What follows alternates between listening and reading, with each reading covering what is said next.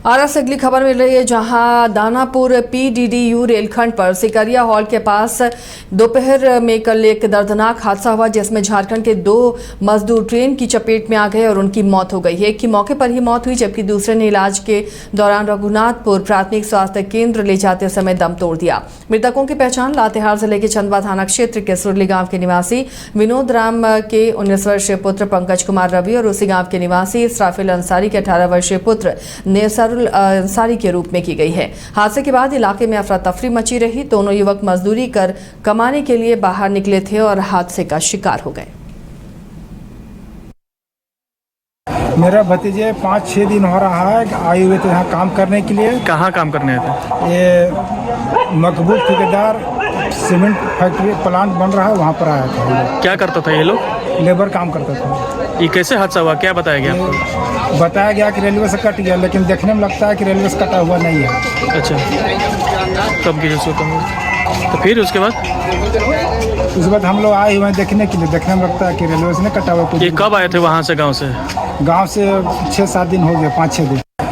आरा से नेहा इस मामले पर अपडेट के साथ जुटी हुई हैं।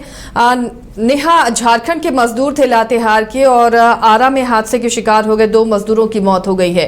क्या उनके शव को, बॉडी को भेज दिया गया है लातेहार? क्या अपडेट है, कैसे यह हादसा हुआ?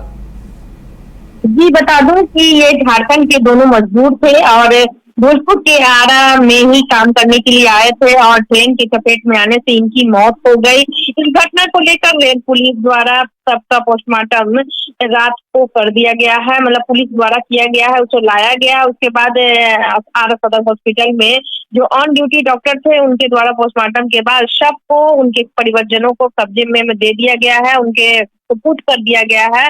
उसके बाद वो लेके यहाँ से निकल गए हैं, हालांकि रात में ही निकल गए हैं। इसके बाद जो घटना थी, बता दें कि यह झारखंड से दोनों मजदूर यहाँ काम करने आए थे और ट्रेन की चपेट में आने से मौत हो गई। एक की तो घटनास्थल पर ही मौत हो गई थी, दूसरे की जो रघुनाथपुर स्टेशन है उसी के बगल में ही प्राथमिक स्वास्थ्य केंद्र ले जाने के दौरान उनकी मौत हो गई और दोनों का रात में ही पोस्टमार्टम कर दिया गया है। अब उनके परिजनों को सौंप दिया गया है और परिजन लातेहार के लिए निकल गए हैं।